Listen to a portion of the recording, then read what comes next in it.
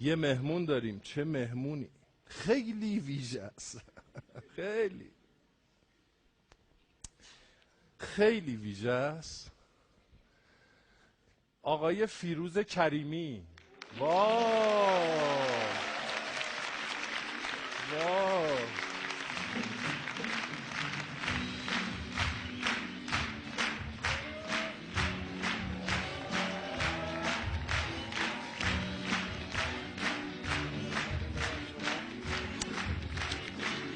خیلی خوش آمدید.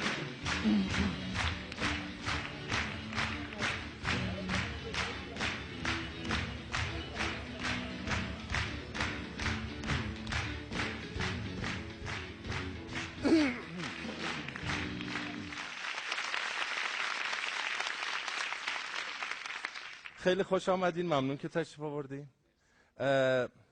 تولدتون نزدیکه. بود. گذشت بله. 24 فروردینه. 24 اسفند 37.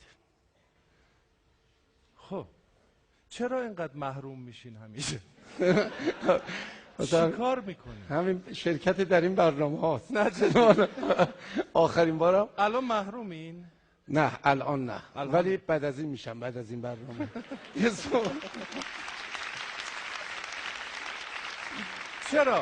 چرا اینقدر محروم میشید؟ چی کار میکنین اینقدر محروم؟ نمیدونم، همکارای شما بگی راحت. شاید من فکر میکنم چون حقایق ورزش رو میگم، اما در قالب گفتمان خودم شاید سطح نقد یه مقدار اومده پایین. دوستان خیلی موافق نیستن با نقد، برای همین من خیلی موقع است که محروم میشم. الانم بچه‌ها داشتن تنظیم میکردن کارا رو، گفتن چرا الان نیستی؟ گفتم نه خدا کنه بعد از این برنامه نشم. اما اون چیزی که هستش، من واقعیت‌های ورزش رو میگم. ورزش ما، گفتن واقعیت‌هاش شاید منجر به محرومیت بشه. اگر این حرفا رو نمیزدین شاید الان سالها بود سرمربی تیم ملی بودی. من پیشنهاد سرمربیگری تیم ملی رو داشتم زمانی که آقای شفق، حالا صدای منو میشنون دیگه هستن، آقای شفق قبل از آقای کلمنته و بعد از آقای کلمنته، قبل از آقای مایلی کهن و بعد از آقای مایلی کهن و همچنین قبل از آقای قلعه‌نویی و بعدش و قبل از آقای علیدایی و بعدش به من پیشنهاد دادن.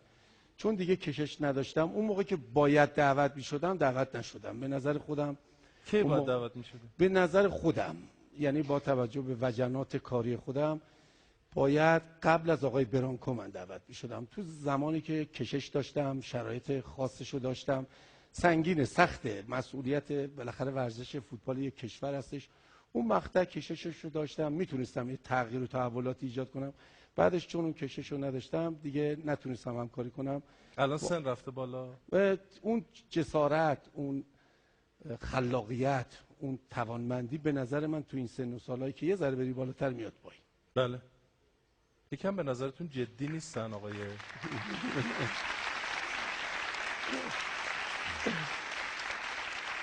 من فکر میکنم به خاطر همین شیطنت ها و این روحی است که شما همیشه منشوری هستید. منشوری چیه؟ منشوری یه چیزی بود که حالا نمیدونم اگه باز میشنوه یا میبینه، به ما گفتن که شما یه جا گفتی که من داشتم صحنه رو بدن فوتبال میدیدم کنار خط، نور استادیوم کم، هر چی گفتیم نور کمه قبول نکردن. اومدن آخر سر یکی به من گفت، البته من میدیدم ایشونی که داشت میگفت، اینقدرم تاریک نبود. این آقای ناظر اومد گفت آقای کریمی بگی بهشون، گفت آقا به شما ربطی نداره. گفت من گذاری کنم نور. این موبایلمو گرفتم گفتم انداختم صورتش، گفتم آقا من عذرخواهی میکنم نور نیست. من فکر کردم یکی الکی اومده به من میگه من عذرخواهی میکنم. اومدم نشستم، گفتن آقا این 30 نمره منفی. آقا یه جا هم تو زمین داشتیم ما میدادیم، گفتم آقا تو این زمین بوز بدوه پاش میپیچه ما 30 نمره منفی. یه جای دیگه هم اومدن گفتیم آقا والا ما از این زمین میختبیله در آوردیم، بلا میختبیله در آوردیم. گفتن 30 نمره منفی. گفتیم آقا اون قسمت زمین رو ما اصلا نمیبینیم تاریکه. گفتن 30 نمره منفی. جمعش شد 150 ما رو محروم کردن. اگر ما نگفتیم اونور میبینیم اونور نمیبینیم مثلا میشد 25. آخه این ملاکش چی بود به من؟ الان چقدر جریمه دادین؟ خیلی. چقدر؟ هر چی که مالیات، اداره مالیاتی ها بشنون ما هر چی که مون برامون اضافه بر مالیات دادیم کمیته انضباطی.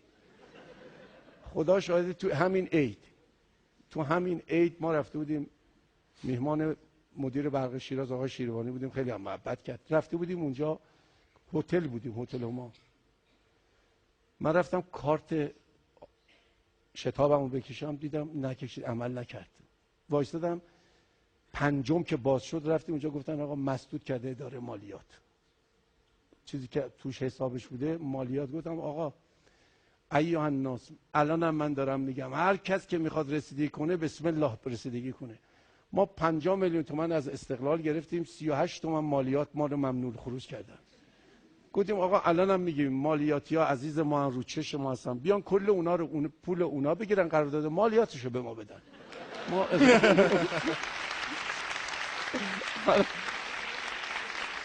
ولی به اونا میگفتن که جریان استقلال رفتن یک معامله اتومبیل بوده.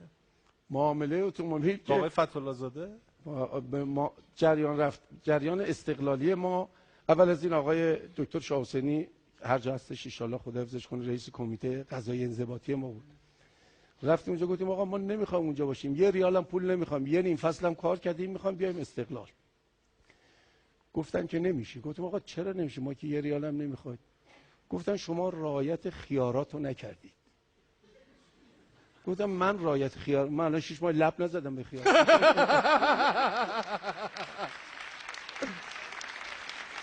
گفتن نه، تازه توضیح دادن خیارات چی، اصلا نفهمیدیم چی شد، داستانش چی بود که ما رو محروم کردن. این چیزی که میگن پشت چک مینویسن، اونجا هم بهش میگن خیارات زهرنویسی چک. اونم اومدن گفتن که آقا شما، به ما گفتن که برید اونجا. من نمیدونستم نباید صحبت کنم در ید قرارداد یه تیم، هم نمیدونستم باید با یه تیم دیگه صحبت کنم. گفتن آقا شما رفته بودید صحبت کنید با آقای دکتر فتح‌الله زاده. گفتم بله. تا من گفتم بله، این معاون حقوقی باشگاه اون از بالا اومد، گفتم بله من رفته بودم باشگاه صحبت کنم، دیدم از پشت میگه که نگو. من متوجه نشدم. این گفته نگودم، هی اینجوری میکنه، یعنی آروم کن. من هر چی صحبت کردم، هر چی این ور اون کردم، دیدم نمیفهمم. آخر سر گفتم آقا آقایون ببخشید، تلویزیونم. گفتم آقا چی میگی شما؟ این چیه؟ اولش که صحبت کرد گفتم که من حقیقتش اینه که به ایشون نگاه میکردم، نمیدونستم چی باید بگم. گفتش اومدید اینجا؟ گفتم اینجوری میکرد. هی گفتم من اومدم فدراسیون، باد فدراسیون زد کم بود. گفتم عذرخواهی میکنم، بادش یه ذره زیاد بود. این فدراسیون بادش زیاد بود، من اومدم گفتم نه، بادش تنظیم نبود. هر چی گفتم گفت نه. گفتم من مسئول بادزنی رو اومده بودم، هر کاری که گفتم آقا چی داری میگه؟ گفتش که آقا من میگم بی صدا بیا. گفتم آقایون این باد بزنه یا بعد گفتم رفته بودی چیکار؟ گفتم شما گفتی رفته بودی مذاکره. گفتیم بله. گفتم برای عقد قرارداد؟ گفتم بله. بعد فهمیدم نباید بگم اونجا، به قول معروف جر زدم. گفتم بله. گفتم خودتون گفتی؟ گفتم بله، برای عقد قرارداد خرید ماشین. قرار بود یه ماشین بخریم، رفتیم قراردادش عقد کنیم. قرار شد نصفیشو نقد بدیم با آقای دکتر فتح‌الله زاده، بقیه‌اش هم قسطی بدیم. گفتم پس صحبت از رفتن استقلال؟ گفتم ابدا، ما برای عقد ماشین رفتیم. از این زبان‌های ایما اشاره شما زیاد دارین که هیچ کس هم تا حالا نفهمیده که هر کدوم از این علامت‌ها چه معنی میدن. شما با این علامت‌ها با بازیکن‌ها حرف میزنید. یکی دو تاشو امشب برای ما رمزگشایی کنید. اون علامت‌ها مقصر همش آقای کارلس آلبرتو پریاراست. ایشون اون موقع مد بود، دوربین هول میدادن میآوردن از بغل تو صورت مربی، خاطرتونه که از دو طرف میبردن تو صورت ایشون، میامد لب خط. شما نشستی ایستادی، من معذبم نشستم. نه راحت باش. نشسته بودیم رو نیمکت، ما فقط طول 90 دقیقه، چون قهرمان جهان شده بود با برزیل، قهرمان جام جهانی، کاری به فقط اون نگاه میکردیم ببین اون چیکار میکنه. از پشت کمکم اینجا گفت گول. گفتیم رمز ما تو مسابقات رمز یا زهرا بود و عنایت ویژه ایشون هم بود اگر ما قهرمان شدیم، چون همینجوری ما نگاه میکردیم از این پشت، کاری نمیخورد به تیر دروازه. بچه گفتن گول، من دیدم خورد به تیر دروازه. من فقط کارلوس آلبرتو پیرلو رو میامد لب خط اینجوری میکرد. الان میفهمیم اونایی هم که یه ذره فوتبالی هن، حرکت از کناره رو و سانترای تیز، سانترای زماندار رو اینجوری اشاره میکنن، سانترای تیز رو اینجوری. دو تا فورواردی هم که وای میستن اگر قرار باشه تو عرض هم دیگه وایسن اینجوریه، اگر قرار باشه تو عمق هم وایسن دو تا فوروارد اینجوریه. من بلد نبودم اون موقع، نگاه میکردم اون اونجوری میکرد تند و تیز، اومد طرف من، بلند شدم منم رفتم لب خط، هیچی نداشتم برای گفتم، رفتم جلوی گفتم یا زهرا خودت یه کمکی بکن. اینم با من اومده اونجوری، انقدر سینم آوردم توی چمن دیگه نمیتونست بیاره. صدا کردم فرهاد عباسی، گفتم فرهاد درمون، گفت بله آقا. گفتم که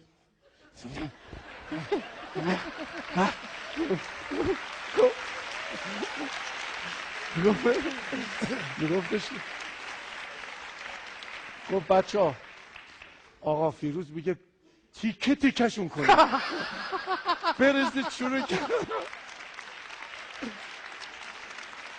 گفتم نه هیچ کارت تا رفت اونور من گفتم چی کار داری میکنی؟ گفت آقا خودتون. گفتم نه. 2 مرتبه میرفت رو ما نگاه میکردیم، میامد میگفتش که 2 تا علامت میگفت. گفتم فرهاد، نگاه کردم تو ذهنم گفتم فرهاد عباسی. گفت بله. گفتم 2 تا. گفت 2 تا برن چپ جلو. گفتم جلو چپ اوکی. گفتم 3 تا. میخواست اون 3 تا. گفت آقا 3 تا برن راست. گفتم آره. حالا خیلی هم من سختگیرم به بازیکنام، هر چی که میگم باید انجام بدم. گفتم اوکی. 2 تا بیان عقب اینور. گفت آقا 2 تا بیان عقب هافک راست. گفتم اوکی. 2 تا هم بیان اینور. گفت آقا فیروز 2 تا. گفتم اوکی. نگاه کردم دیدم تیم اصلا داشتم به کارلوس آلبرتو نگاه میکردم. گفتم اوکی. به اون نگاه میکردم ما هم داریم اوکی. اوکی. یهو دیدم تیم 4 تا شقه شده، اونا هم حمله میکنن چپ و راست به تیر دروازه. الان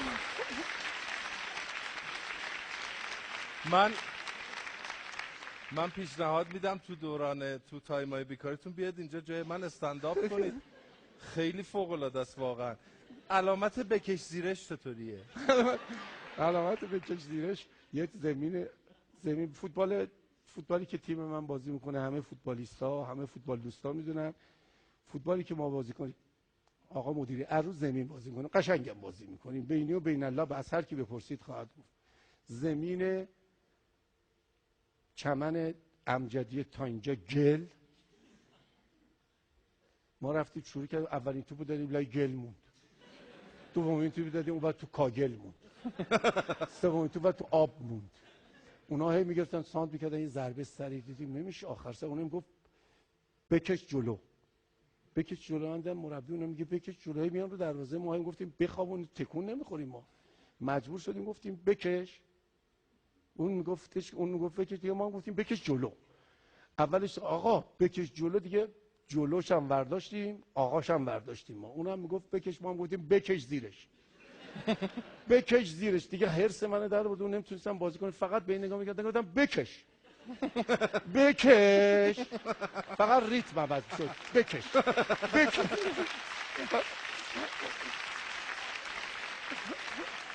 آخر سر گفت آقا نتیجه استقامت چی بود؟ 0-0 شدیم. گفتم ما باید میبردیم. گفتن چرا؟ گفتم من شمردم، مربی اونو 400 دفعه گفت بکش، ما 401 دفعه یکیش ما باید میبردیم. چاره نداشتیم. شما نظامی بودین؟ بله انتظامی بودم، افسر پلیس بودم. افسر پلیس.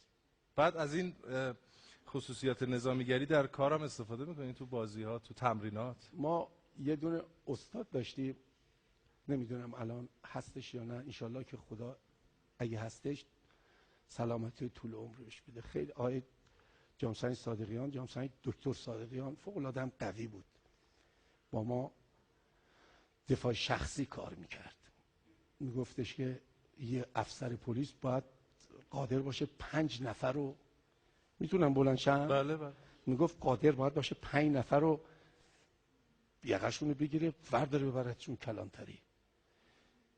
موقعی هم که دعواتون شد درگیر شدید یادتون باشه همه ایرانی‌ها تقریبا 99% راست هستن و اولین کاری که کنن مشت رو پرتاب میکنن. گفتیم باشه خیلی هم خوبه. به ما یاد داده بود یه کاتایی رو که میگیم دفاع شخصی، بله جودو دفاع شخصی. میگفت تا درگیر شده آماده باشید که اون اگر خواست حرکتی بکنه شما بتونید بدلش رو بزنید. با دایر راست اومد همه باشدید هفتی که ما گفتیم ها، گفت باریکلا. گفت چون اونا ایرانی‌ها اینجوری میزنن. دومی گفت دومی رو زده همچی که تو ما ها میگفتیم. گفت سومی رو معمولا ایرانی‌ها میزنن تو شکمتون، چهارمی رو میزنن آپرکات. یاد داده بود به ما. خیلی هم حساس بود به ما دانشجوهاش. گفت باید 5 نفره بزنید. شنبه هم بود، شنبه وایساده دیدیم سر صف پارس و محکم. یکی از همداره ما علیرضا جوکار چشم باد کرده، لک و صورت داغون اومد اونجا. گفت چی شده؟ گفت هیچی قربون. گفت چی شده بهت میگم؟ خیلی ماشاءالله قوی. گوشو میگرفت ارجا میآورد بالا. گفت قربان دعوام شد. میخواست توجیه کنه که من یاد دادم. گفت چند نفر بودن؟ گفت قربان 1 نفر. گفت با چوب حمله کرد. گفت نه خیر قربان. گفت خواب بودی؟ گفت نه خیر قربان. گفت غلطی کردی. گفت همون شما. یقه‌اش گرفتم هول دادم اومد جلو. گفتم هی چپ دست بود از این ور زد. خداش. گفت دومی گفتم هی از این ور زد. سومی گفتی بالا، ما بالا گفتیم پایینی زد دیگه. چهارمی زد من بیهوش شدم نفهمیدم. به هوش اومدم. خاطره از دوران پلیسی. بسیار زیبا. خب خستتون نمی‌کنم، اصلا سیر نمیشه آدم از گفتگوی با شما. میریم آخرش که خستتون نکنم. یه سری ترین ها وجود داره، مثلا قوی ترین ها، نمیدونم شوخ ترین ها، ترین ها. یه چند تا از این ترین ها برای ما بگید. عجیب ترین اتفاق فوتبال ایران که تا حالا دیدی. صعود ایران به 2 جام جهانی ملبورن و این جام جهانی. عجیب ترین. بهترین داور. بهترین داور البته ترین و سخت گفت بخوام بگم، ولی آقای محمد صالحی بود که خودمون بازی میکردیم، داور خوبی بود. آقای اصفهانیان اوایل کار من، آقای عسکری در ادامه، و به نظر من الان آقای ترکی و آقای تورج اقوردی بهترین هستن. چند تا اصطلاح یا اسم میگم نظرتون رو راجبش بگید در یک جمله. از یک جمله چند کلمه دیگه. آره. محرومیت. اینو نگو، خواهشم اینو نگو. محرومیت. دلم که هر موقع میگم محرومیت فقط یاد خودم میفته. عادل فردوسی پور. مجری ورزشی توانمند. مجری ورزشی توانمند.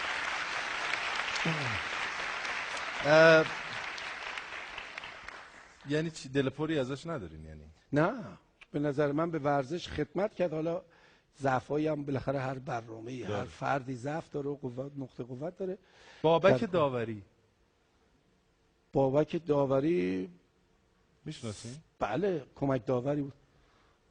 به خاک سیاه نشوند استقلال اهواز. به خاک سیاه نشاننده معروف. استقلال اهواز به خاک سیاه نشوند. یه پرچم داد. ما امتیازمون با سایپا یکی بود، استقلال اهواز. تو کورس قهرمانی هم بودیم. یه توپ خورد به تیر دروازه ما، خورد بیرون از خط، یه وجب گل گرفت. دقیقه 92 ما آوراژ گل عقب بودیم از سایپا، ولی 2 امتیاز جلو بودیم. امتیازمون هم باهاشون مساوی شد. اونا آوراژ گل از ما جلو بودن، قهرمان شدن. همون باعث شد که دیگه آقایون شفیزاده سرمایه گذاری نکنن رو استقلال اهواز. استقلال اهواز از لیگ برتر سال بعد اومد پایین، نزدیک آخر سال بعد افتاد دست یک. همه سال اینو با یه بعد پرچم یه اشتباه. پرچم شما چیکار کردین اون لحظه؟ خود اونجا نمیتونید بگید؟ تماشاگرها که ریختن توی زمین، ما آقای افشاریان، خداداد افشاریان، ایشونو و یکی دیگر ریختن تماشاگرامون تو زمین. آخرین بازی بود، قهرمانی رو از ما گرفت. اون موقع هم 4 تا تیم نمیرفت، یه تیم میرفت، فقط قهرمان میرفت. وایستاده اونجا میگفت قانون به من ماده 24. گفتم بابا مردم دوستم. گرفتیم پرتش کردیم تو مینیبوس، گفتیم از در مثل گوله در رفتیم تا از در چمن بریم بیرون. 2000 تا پاراجور خوردیم، داشت کتاب قانون در بود. گفت قانون ماده 24 داره. بهم گفتم بیا بریم، نجاتش دادیم. چند سال از این موضوع گذشته؟ از این موضوع تقریبا 10 ساله. اصلا داغ دلتون کم نشده؟ اصلا من هر داوری که تعمدن نه، حتی سهونم باعث تغییر در نتیجه من بشه، من گذشت نمی‌کنم. تو قیامت آقای کعبی بود، خدا رحمتش کنه، بازی ما رو سود زد، تو راه برگشت همون سود تصادف کردم به رحمت خدا رفتن. منتظرم که همون بازی، اون کار آقای دست من نبود. خودشون تو راه هر داشتن. چی شما بگین من میگم چشم. ایشون بعد از بازی رفتن، به رحمت خدا رفتن. ما بازی بعدمون خودمون بلیت فروشی رو به ذم خودم تقریبا یه کار عامل منفعه کردیم. گفتیم هر کی بلیت بخره. من خودم هم یه تعداد زیادی بلیت خریدم که اومدم تو استادیوم. منافعش هم همش دادیم به خانواده ایشون. ولی داورا الان بدونن من منتظرم اگه مردم اول به این عشق میبینم که برم یقه اونو بگیرم. خدا رحمتش کنه. اگر حقی هست من از حقم نمیگذرم، منتظرم بمیرم. من تا به رحمت خدا نرفتم سوالام رو تموم میکنم، چون که هنوز خیلی از این برنامه مونده باید ضبط کنه. انشالله. خیلی ممنون که تشریف آوردین، خیلی خیلی خوش گذشت. امیدوارم همیشه همینطوری سرحال و سلامت و درخشانتر از همیشه ببینیمتون و خوب باشید. خیلی ممنونم. خیلی ممنون. خیلی ممنون. خیلی ممنون. خیلی ممنون.